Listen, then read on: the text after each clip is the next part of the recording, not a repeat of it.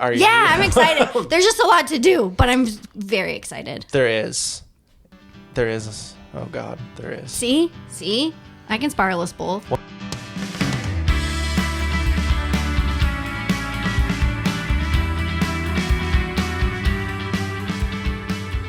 When was the first time you went on tour?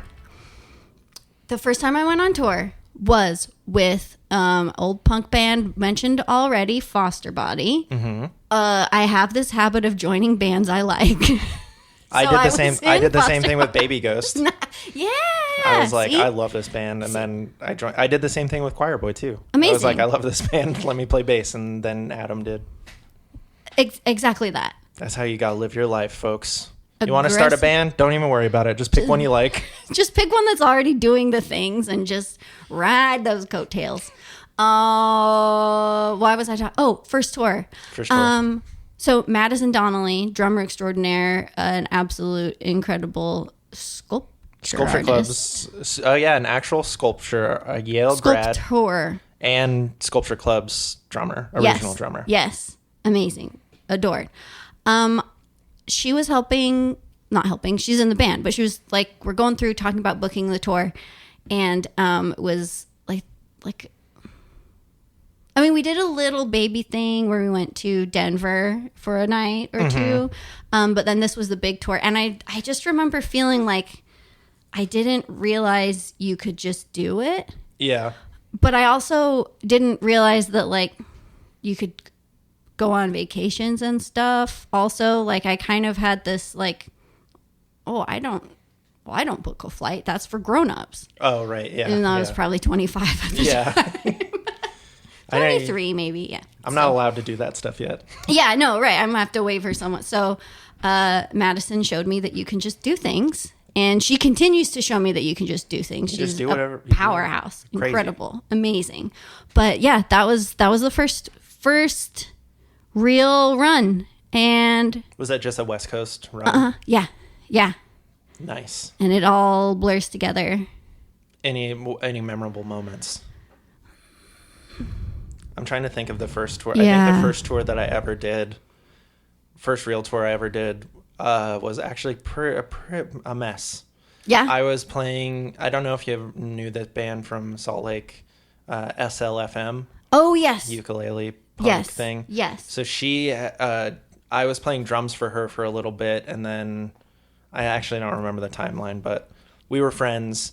I stopped playing drums. I was doing my Bears on Parade project, which is like ambient, like kind of bedroom. It's like bedroom ambient, kind of like. Is it just you snoring? Yeah, it's me snoring, but there's such good reverb on it. It's like, did you ever listen to Mount Erie or the Microphones or any? Why would I do that? I just gotta ask. My favorite music is probably not video game music in a nerd way, but video game music in a like if it has a lot of beeps and bops and boops. Yeah. Yeah. Well, then you don't like this. Maybe you would like it. Who knows? Who knows? But it's like that style of thing. She had booked a tour. She asked if I wanted to go, and I was like, yeah, I think so. I'll do this project. And she's like, okay, so I have it booked already, but I figured you could just ask when we get to the shows if you could also play. And I was so naive at the time. I was like, yeah, totally, I'll do that. And it was like a month-ish. Oh, that's a long time to not play. Yeah, I mean, a lot of the places, like, I think this was like maybe 2011 or 12. Okay. And a lot of the places were cool because it was like DIY spaces. And I was like, hey, could I just like do maybe like a 15-minute set? And they're like, yeah, sure, whatever. And some of the places were like, no. Yeah. And I was like, all right, cool. That tour was really fun, and I learned a lot, but it was a lot of just like sleeping in the car in Walmart parking lots. But it also didn't cost. I think I saved up $300 for the month of like. Holy cow! And went on tour and survived on that, and like making a little bit of money at the shows, which is crazy to think about. Especially with inflation. Get them. Got them. Good. So then I also got detained for accidentally illegally entering Canada. On that tour. Ooh. And I found out my sister was addicted to heroin. On that tour. On that tour. That's what ended the tour for me. I flew home from New Jersey or New York or somewhere, because I got a call. I was like, your sister's addicted to heroin. And I was like, all right, cool. I'm out of here. Bye. Oh, Bye. wow. You go back to... That was my first tour. Wow. I think that was my very first tour. Wow. Crazy, right? That is crazy. That I can relate with that, like, kind of first tour being oddly successful. And so then you're like, oh, yeah, cool. I can do this. And not like you got really freaking lucky and people were very generous. Yeah. There was I think Flagstaff, and there was a house show, and we were playing in a crawl space basement. And my amp was huge. It was too big, but were you playing like an 8x10, like one of the huge stacked amps? With little roller wheels. Here's the deal. If you there's like some like bell curve, right, of like amp size, and maybe not bell curve, but like if you have to carry it yourself, and then like once it gets so big, no one would expect you to carry it if you're like maybe the smallest person at the time in the band. So sorry everyone else. And it's amazing that trick still works for you, huh? It still works for me to this day. Why do I want to play bass still and not learn anything else as well? Because someone will carry that amp. Yeah. Thank you kindly. Thank you. But yeah, it was a really cool show. It was very spooky in the basement, and I was like, I hope this house doesn't fall on us, but it was really fun, and someone else had to get that amp up and down the cab. That's right. She's learning everybody in real time. All I knew it was one or the other. I know it's bass or guitar, and I know it's amp or cab. Okay. I've only picked up your guitar thinking it was a bass twice, and by picked up, I definitely put it on my body and plugged it in. It's got so many more strings. Color. It's got 12 strings. I know about that. Who pays attention to those until the song starts? Thank you. Yeah. You're welcome, I guess. I played Flagstaff a bunch of times, but I played a house show at Flagstaff, maybe at the same house. Yeah, okay. And the people there made a joke. They're like, hey, there's like some Coke on the table if you want. And I went into the kitchen. Not that I do Coke, but I was just like walking around the house, and there was the hugest pile of white. It ended up being flour, and they were just pranking us. God, and that's so good. I was that's like, cute. I know. I was looking back on it. I was like, that's hilarious. But at the time, I was like, oh my god, this is. Oh my god. We gotta get the fuck out of here. Get the fuck out of here. Shoot off the confetti cannons and let's go. That's really good. Okay, again, could have been same house. Someone in the house or in attendance was doing like river raft tours or something adjacent. Anyway, there were a bunch of like shandies and beers in cans, and they were all dirty as hell because they had been part of a little adventure. Yeah, but like a lot of them, like they'd just been like bouncing around in a open cooler, I guess. I don't know how they get so dirty. Oh, they were just like cans for for the show, for the party, for people to drink? Yeah, or someone had brought them at offloaded their dirty cans. I found these in the mud. Yeah.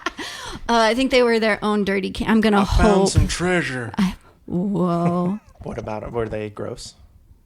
No, What's the grossest I just remember drink you've had at a show? There wasn't. Okay. One time I played when I was in the Broken Spells. We played a show in Provo, and I left because I was living in Salt Lake, which is like not that far of a drive, maybe like 30-45 minutes. Now that we live in Dallas, it doesn't feel like a long drive. So but small, that is like an overnight trip. Played the show, drove home, and then on the way home, I was so thirsty, but I also had to pee really bad, and so I was like, "You drank your piss?"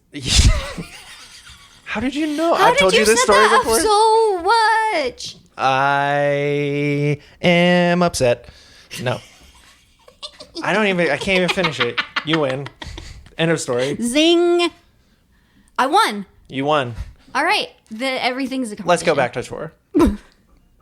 Do you have any tour hacks? I tried to do this show on YouTube that I really want to pitch to Dropout called Starving Artists. Did you ever watch it? I made one episode with Alien Boy. No. I will show it to you one day. But it was when I had the restaurant on campus, and I would bring... My whole idea was You bring in the bands. You ask them what their tour food is. You let them make their version of their tour food, and then I would try to make like a higher end version of the tour food. That's really cute. And then we would do like a little interview, and then I would use whatever band's music to score the whole episode, and then that would be the episode. That's so darling. Yeah, TM. I don't know, is that real? I don't know if you can just do that. I don't think so. The brothers do it. I love our real brothers. I think they did peanut butter and jellies, and I think for like they all had different versions, and then I made a fancy one with like I think I made peanut butter and maybe used like fresh bread and made like a fancy jelly. It's like nice Gordon Ramsay. Or wait, what is it? It's the beat Bobby Flay, but beat Bobby Flay, but way. not an absolute asshole. Yeah, I hate Bobby Flay so much. Oh my god, tell me about it. I used to watch. So he used to have this show on Food Network called Boy Meets Grill. Ew. Yeah, ew. But it was a pretty good show. And he was like a pretty normal guy during that era at the time, where he was just like, oh, I have this grill on my patio. Here's how you can bake biscuits, or you can make pancakes. Here's how you could do a breakfast on a grill. Here's like a cool thing. And I was like, okay, awesome. And then that motherfucker got so hyped up. They put him on American Food Ninja. That's not right. Yeah. Iron Chef. Thank you.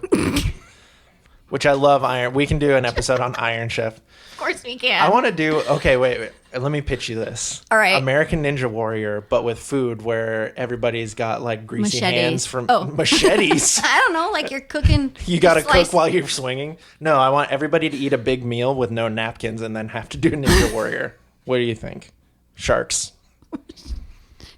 I know you're addressing us sharks in the room, but I like the addition of sharks to the sharks to the thing. The pit. Sharks, yeah. I mean, they got water. Yeah. Just little sharks. Just little ones. Maybe crabs. Oh, ooh. That seems rude. That seems more rude to me. It does. Yeah. Yeah. Because like a shark is like one and done. Yeah. A crab is like, you're going to be picking those out of your drawers for days.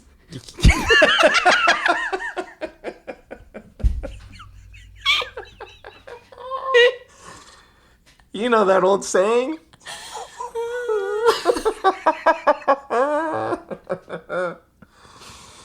Anyways, Bobby Flay is an asshole, because then they made Beat Bobby Flay, and he would go to a small town and be like, who's the oldest lady who makes the best peach pie?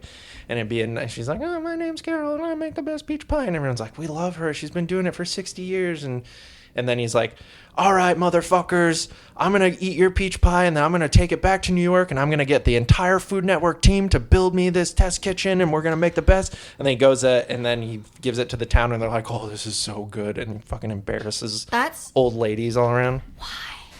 Because he's a man. Because he's a boy. That was a good idea beyond, like... You know, the savior of Food Network, though, is Alton Brown. Absolutely. I want Alton Brown to beat up Bobby Flay. They should bring back Celebrity Deathmatch. All right, we're back on tour because it was Wild Moth that showed me. Is it Cutthroat Kitchen with Alton Brown? Oh yeah. Yep. That is a TV show. I think there was, because you're in California, and all the cities that you're going to play in are not too far from each other geographically, and also if just traffic time. But so we had some time to kill, and we watched a lot. Cutthroat Kitchen, if you don't know, is basically Alton Brown just makes up booby traps, and then you can buy them, and if you use up all the money, your allotment, like whatever you have left, you win. But you give it to other chefs. It's like, okay, y'all are preparing lobster, and if you want to spend money on this, you can make your opponent have to use marshmallows or AstroTurf.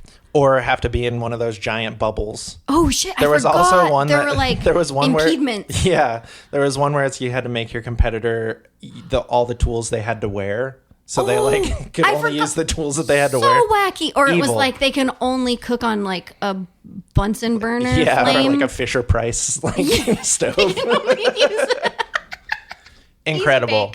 Bobby Flay needs to go on that show and get his ass handed to him. Yeah, any show. If his ass is going to get handed to him. I feel like that is such a good tour show. And I think that this thing happens when you're on tour where you get into one thing. Like, there's usually one thing that everybody starts to focus on the tour. Either like a podcast or a show or You get that hive mind like a weekend. yeah. And one choir boy tour, we watched. Do you know the movie Windy City Heat? Sure don't. So it is this movie that was made by what's that guy's name who did the Man Show? What? Jimmy. He's one of the Jimmys on Late Night.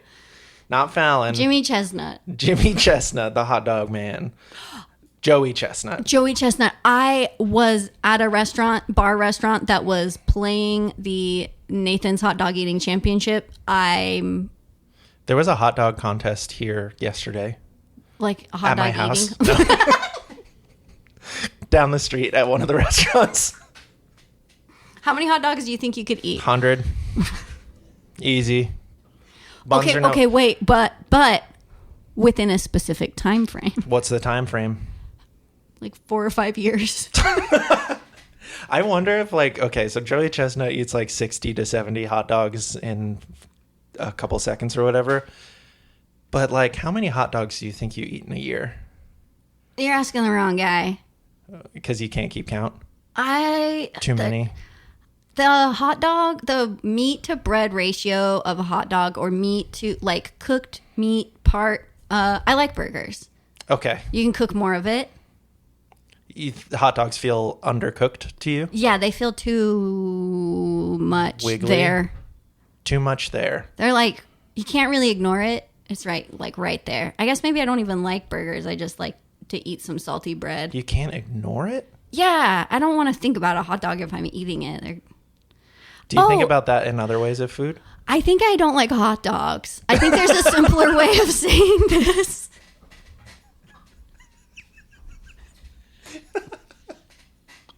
Oh, Chaz, I don't like hot dogs.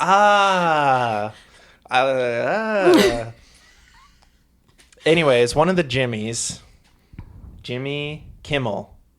Oh, there are two that do the late. Jimmy Kimmel. He used to have a show called The Man Show. It sucked. It was on Cartoon Network. Nope. Comedy Central. Yep. Boom. Nailed it. Doesn't matter. He made this like movie where him and his friends had found this really shitty comedian who was like pretty mean and rude. And then they tricked him into thinking he like got a role. And then they build like an entire fake movie set just to like prank him. It's like pretty funny, but it's like not great. How many hot dogs do they eat? 100. Anyways, on one tour, we just got obsessed with it and we ended up watching it. And it's like it's an hour and a half. It's a full length movie. And we watched it like 6 or 7 times. And we made Ross from Ceremony watch it. And he was like, all right. And we kept talking about it and quoting it. And like everyone, I don't know. It's just like one of those hive mind things where you're just like, this is everything. And then I've never watched it once since. And that was like 5 years ago. You just kind of lose your mind a little bit. Or maybe you're not losing your mind, but you're just like, you're in this kind of reserve state where you're not getting enough sleep. You are just giving everything you have every night, mostly. And then you have to reserve the rest for like safe driving. And so anything left over is just going to be, do you guys want to watch The Man Show again? Yeah. I get it. I think that like your social world is like weirdly, it's like you're expanding it, but not really because you spend 8 hours, 6 Making to 8 new hours friends. just Yeah. in your van, like in your little pod. Yes. And then you get out for like 4 hours, but you have a specific task to do. Yes. And it's like you meet and interact with people, and then you're like, okay, back into your pod. And also, those people you're meeting and interacting with, they're in their own weird pods too. So you don't really have a check into reality. Yeah. There's that's not true. like, it's really fun. I do love though when you make a friend on tour in a city and then Yeah. you guys are absolutely best friends for the next 3 days. Yes. And then you never talk to each other again. That Or it's like you happens. just Yeah. interact and you're like, oh, sick on a comment or something. Yeah. It's there's something about it. You can't beat it. Beautiful. It's beautiful. It's guys, it's just summer camp for grown-ups. It's true.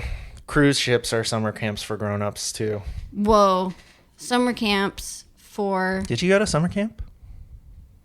I went to a vacation Bible study camp. So no. No. I went to a day camp. Oh. Or no, I went to a day camp, and then there was one like 3 or 4 day sleepover camp that like my middle school did, like my class did. It was like part of the school. Co-ed? Co-ed. But all the boys in one bunk stunk. All the ladies in another. We did catch 2 of the counselors kissing behind the building. Oh. We had to do a sketch. We had to do it all. Oh my gosh. That's so exactly it. Yeah. Did you ever watch Bug Juice? Here's the deal. If I say yes, then you'll say, okay, yeah, remember the part where they're like, what? And I'll be like, I don't know it that well, Chaz. Should I even ask these questions anymore? So on Bug Juice. So there was a show called Bug Juice in the 90s where it was real kids at camp, and it was a reality show on Disney Channel, and it was like 98, like 96 to 98. I have an extensive knowledge of Disney Channel media. Yes, you do. And bands that ripped off The Cure. So if anybody wants to talk about it, send me an email, sculptureclubband@gmail.com. We'll have you on as a guest. We'll have you on as a guest, and I'll roast your ass. Just kidding. I love you. Okay, bye. I love that show, and I still watch it a lot. And they remade it in 2018 at the same camp, new kids. They didn't have like 34-year-olds. No. I honestly don't know if I would want to go to summer camp with adults. I just said that's what tour is. Yeah, but that's very specific. Like, I feel like summer camp when it's you're like summer camp with a job. Yeah. And an ego boost. And an ego boost and no energy. Yeah. And lots of takeout. Yeah. Yeah. I did a couple different types of church camps. But I you remember, guys weren't part of the... We weren't. This was, I think, my parents helping me be involved in things with a non-denominational atheism. It just doesn't... Yeah. Cool. They were figuring their stuff out. But yeah, I do remember that there was one of the crafts that we did, which I was pretty bummed about when I found out how it goes, which is where you take a blow pop, the kind with gum inside, and then you dip it in honey. What? And then you dip it in Pop Rocks, and now you've made a camp treat. That sounds pretty good, though. I mean, yeah, I guess I thought I was gonna skin a squirrel or something. I don't know. I was at camp in the woods. Right. And then we had a first aid training.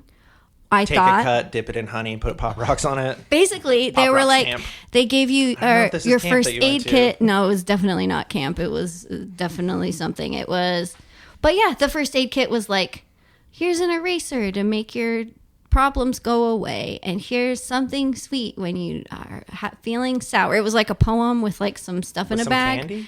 Yeah, and it's a candy-based church camp. I mean, I think most church that I'm aware of is pretty candy based. Whoa. Yeah. That doesn't seem right. I guess Candy Church. I'm thinking about Candy Church. I've been watching a lot of Adventure Time, and it feels very real. A Candy Church does seem like it would be an Adventure Time. Yeah, that can be. That can be. What's your favorite? My favorite tour candy. I don't really eat candy. On Choir Boys Rider, we have gummy candies on the rider. Yeah.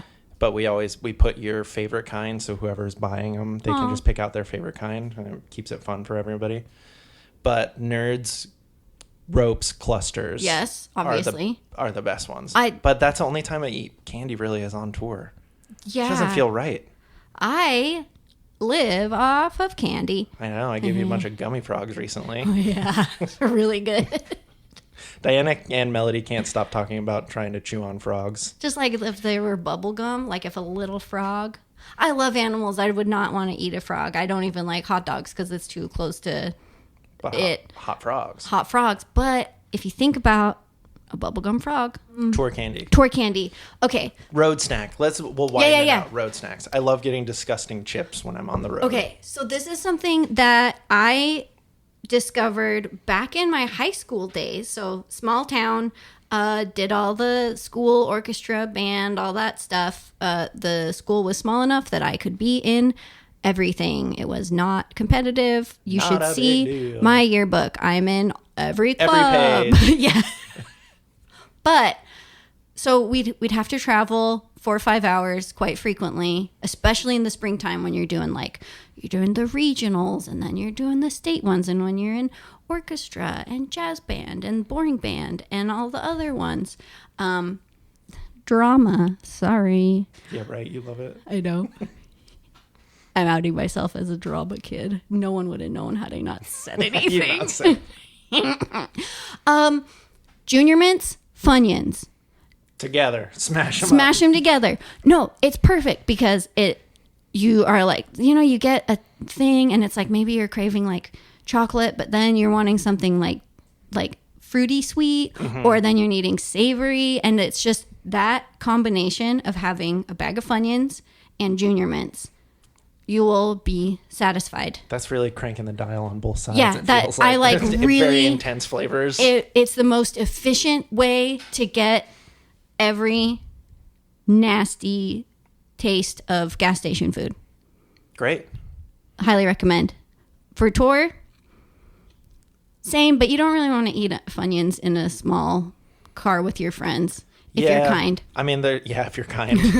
I've had some boys eat some nasty stuff. Thank God they're not real. We went through, thank God boys aren't real. There was an era of choir boy where we were touring a crazy amount. Like, I feel like 5 or 6 months out of the year. We were on tour, and we were started to get really focused on like trying not to get sick.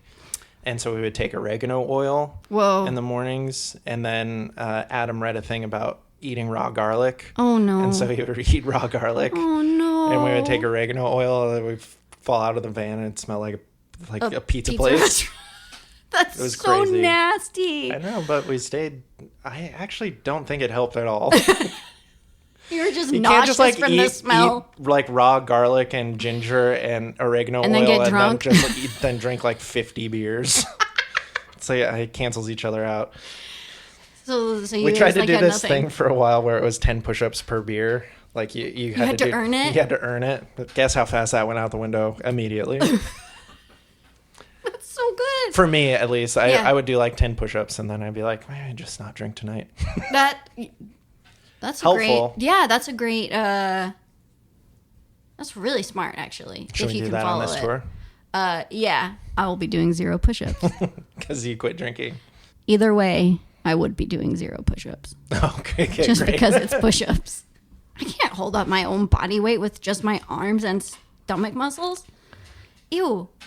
Gross. I couldn't do that. No. I like to have. So I like a pillow for the van. I like one that is very soft, so you can kind of mush it into whatever shape you need. Though I do prefer a hard pillow to sleep with. Classic. If anyone was wondering. You get a pillowcase. Well, you put it in a pillowcase. You get a second pillowcase. And it's a king size pillowcase. So it's real big. Okay. And that's where you can keep all your snacks. And then you just tie it off like a little bindle. Do you put the pillow inside the other pillowcase with the snacks? So you have one pillow, regular pillow. Okay. And then you put that regular pillow inside of the king size pillowcase. Okay. And then you take your snacks and you also put them inside the king size pillowcase. And have you been doing this on tour? Yeah. This you have like a weird like little trail mix and like dried fruit and lots of candy. It's just in your pillow at all times. At all times. Yeah. You didn't know that? I had no idea. You're blowing my mind right now. We all got our things. We all got our things. I eat a lot of Slim Jims on tour. Or I throw them. I remember that. I remember that. I can't believe you have like a little Santa's sack Santa's snack sack. I do. It's great. And you eat enough and you fall asleep. Yeah, and sometimes you're falling asleep and you're like, what's that crunchy little sound against my ear? And it's I'm like, hungry. it's a little Funyun. some M&Ms that are loose and warm. There's M&Ms in my pillow. It's a Beanie Baby. Now I know what to look for. Yeah. Wow. That's incredible.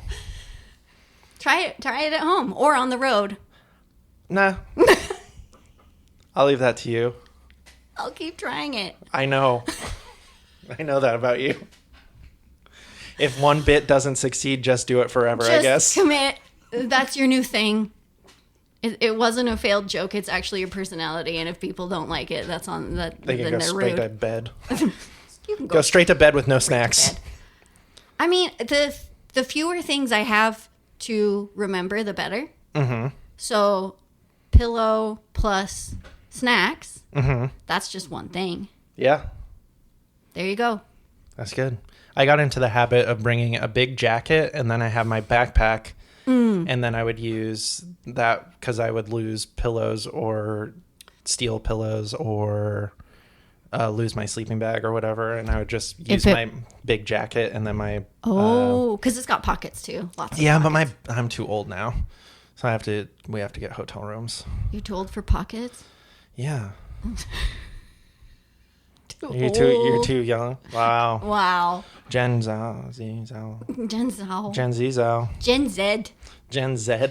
What gen are we on now? Z.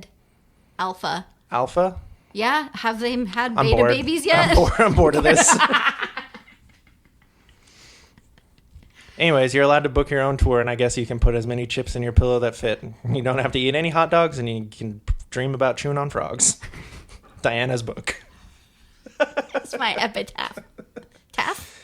Epitaph, the guitar company. Epithone. Epitaph, the record company. Anyways, we're going on tour. But if you want to come see us on tour, we have a tour kickoff show July 25th. We have a tour kickoff show July 25th in Dallas, Texas. Sound like a little gnome. Ooh. At Spinster Records. I'm going to do it regular. Spinster Records. Then we hit the West Coast with our friends in True Faith and Past Self. Then in September, we are hitting the East Coast with House of Harm and Midwest. End of September to beginning of October. So if you're around, you can also find all those dates on our social media pages, Instagram at Sculpture Club, TikTok at Sculpture Club. You can find more stuff and behind the scenes things at patreon.com/Sculpture Club. And anything else to add? You got anything you're working on? So I am in this band, Sculpture Club. Nope, you covered it. All right, thank you. You're Bye. welcome. Love you. Bye. Bye.